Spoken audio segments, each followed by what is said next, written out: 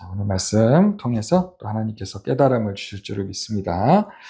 자, 이제 5장의 말씀, 이제 요한 1서를 마무리하면서 이제 마지막 하이라이트를 장식하는 말씀이라고 할 수가 있습니다. 요한복음에 두 가지 주제가 있는데, 첫 번째 주제는 우리가 계속 나눴던 하나님은 사랑이시라.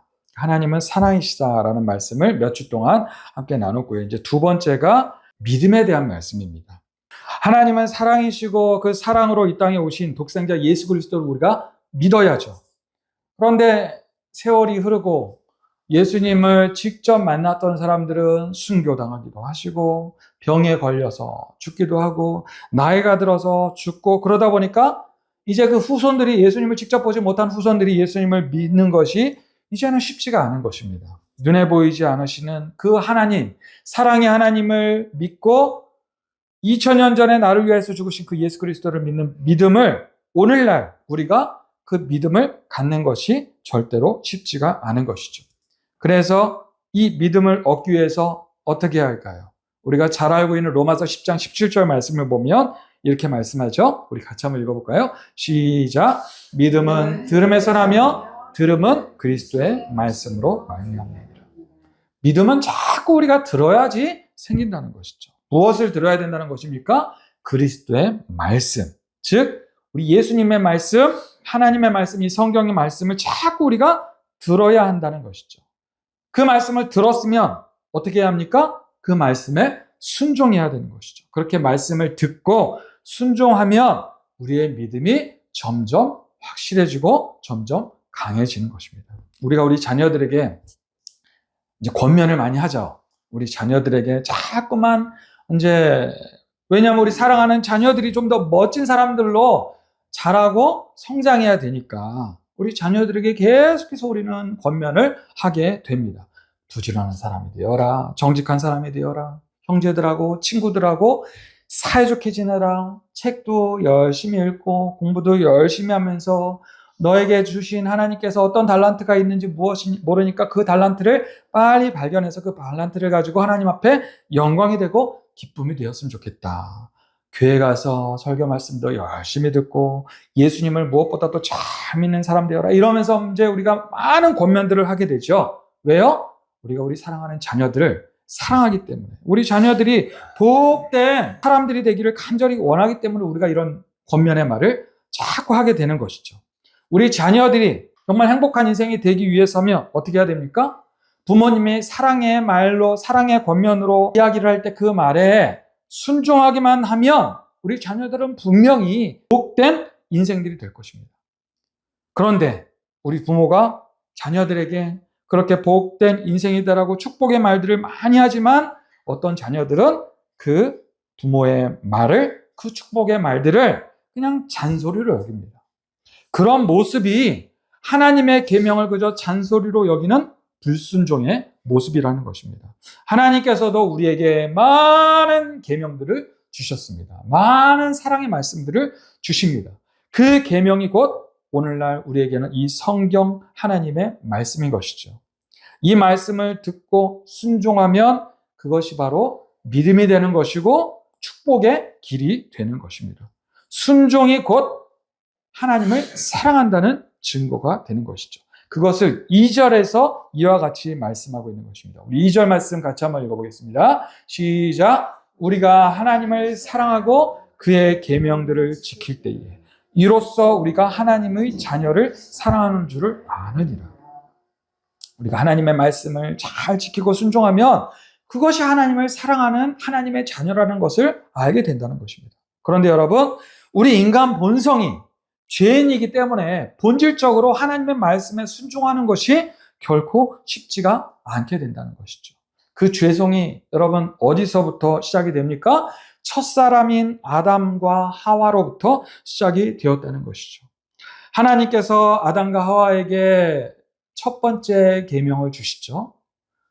그 첫 번째 계명은 결코 무거운 것이 아니었습니다. 아담과 하와가 하나님을 진정으로 믿고 사랑했다면 뱀이 그렇게 유혹을 했을지라도 아담과 하와는 동상 중앙에 있는 나무 열매를 먹지 말라는 하나님이 주신 이 계명에 끝까지 순종했을 것입니다. 하나님의 말씀을, 하나님을 진정으로 믿고 사랑했다면, 그런데 이 하나님의 사랑을 의심하면서부터 이 하나님의 계명은 무거운 것이 되어 버렸다는 것입니다. 아담과 하와가 진심으로 하나님을 사랑했다면, 진심으로 하나님을 믿었다면 이 하나님의 계명은 가벼운 것이었지만, 하나님의 사랑을 의심하고 믿지 않는다면 이 하나님의 계명이 지키기가 부담스러운 무거운 것이 되는 것입니다.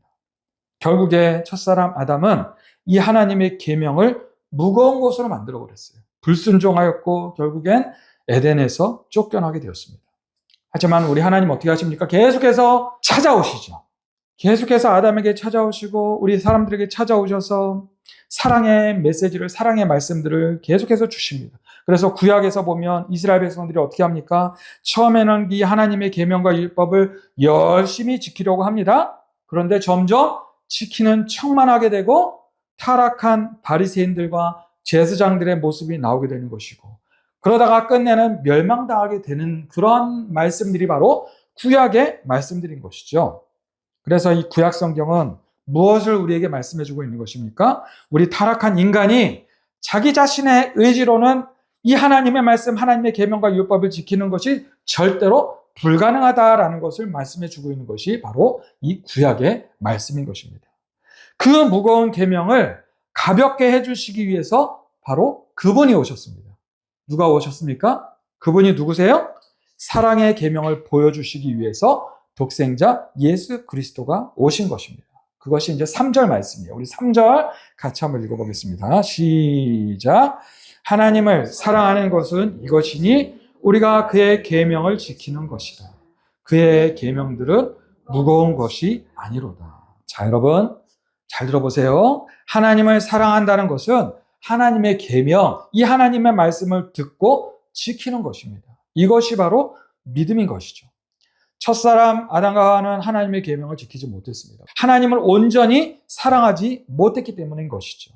그런데 두 번째 사람으로 오신 예수 그리스도는 철저하게 하나님의 계명에 순종하는 분이셨고 하나님을 완전히 사랑하시는 분이셨습니다. 그래서 그 하나님의 사랑을 직접 우리 가운데 오셔서 우리에게 직접 말씀하셨고 우리에게 십자가에서 대신 죽으심으로 그 하나님의 사랑을 우리에게 직접 보여주셨다는 것이죠. 그래서요, 이제는 우리가 그 예수 그리스도를 믿기만 하면 하나님의 계명에 순종하는 것이고 예수 그리스도를 믿기만 하면 그 하나님의 사랑이 내 안에서 충만해지는 것이고 이로써 하나님과 우리가 사랑으로 하나가 되는 그런 놀라운 은혜를 누리게 되는 것입니다.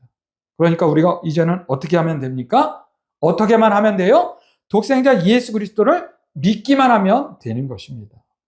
구약의 계명들은 너무 무거운 것이었지만 신약의 계명으로 오신 예수 그리스도를 믿는 것은 3절에서 말씀하는 대로 이제는 전혀 무겁지가 않은 것입니다.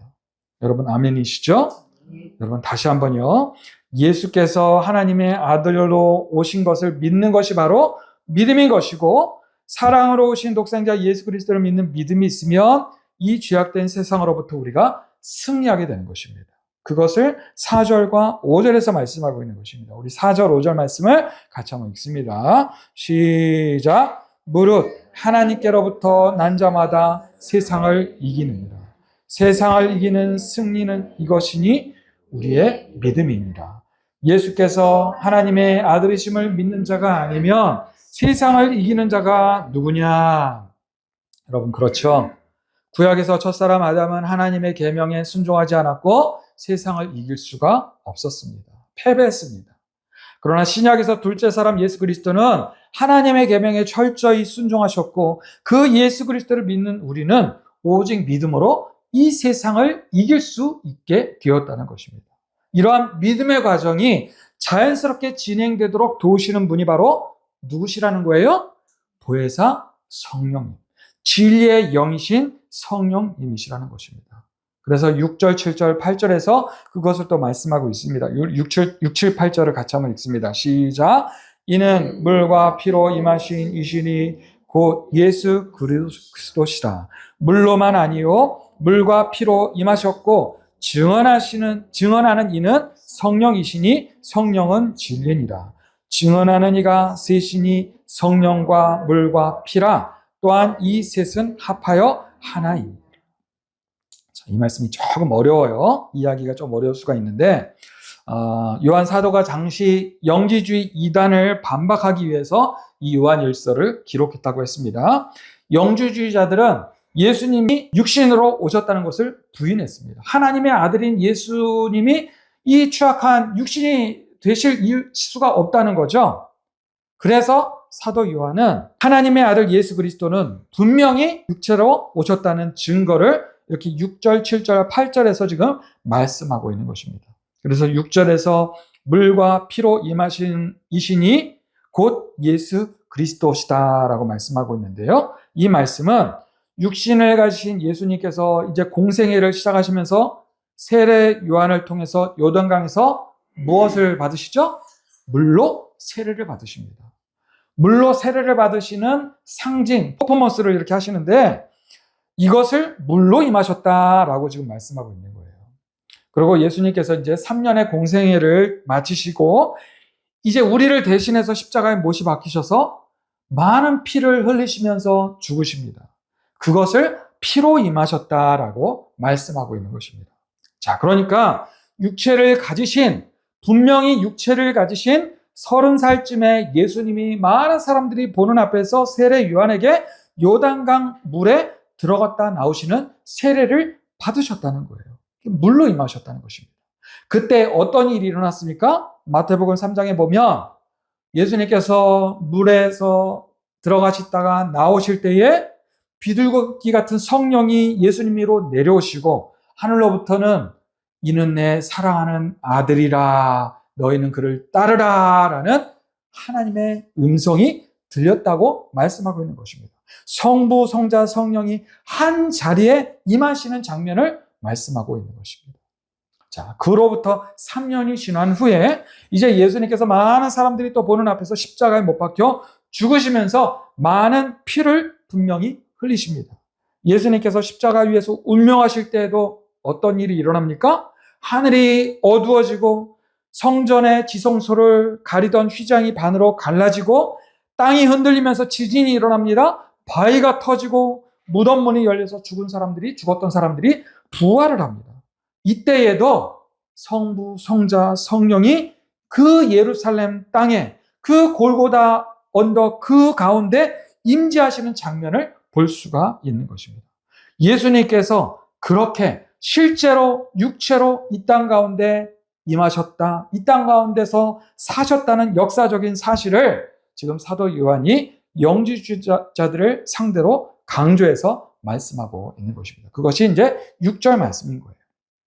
자, 그렇게 예수님께서 세례 받으심으로 구속의 사역을 시작하시고 3년 동안 사람들에게 하나님의 사랑을 전하시고 가르치시고 치유하시고 마침내는 십자가에서 피 흘려 죽으심으로 우리 모두의 죄를 용서하셨습니다. 그런데 예수님께서 우리의 구원자 되시고 구주가 되었다는 것을 우리가 열심히 공부하고 연구하고 분석해서 스스로 알아지거나 깨닫게 되는 지식을 우리가 얻게 되는 것이 아니죠. 누가 나로 하여금 이 사실을 믿게 하시는 것입니까? 이 모든 예수 그리스도의 구속사역을 증언하시는 분이 바로 성령님이시라는 것입니다. 그래서 초점은 성령님이 누구를 증거하시는 영인 거예요? 예수 그리스도를 구원자, 구주로 고백할 수 있도록 증언하시는 영이 바로 성령님이시라는 것입니다. 제가 설명드린 이 말씀을 기억하시면서 다시 한번 6절부터 9절까지를 읽겠습니다. 쭉 읽어보시고 뒤에 9절을 같이 읽습니다. 자, 시작.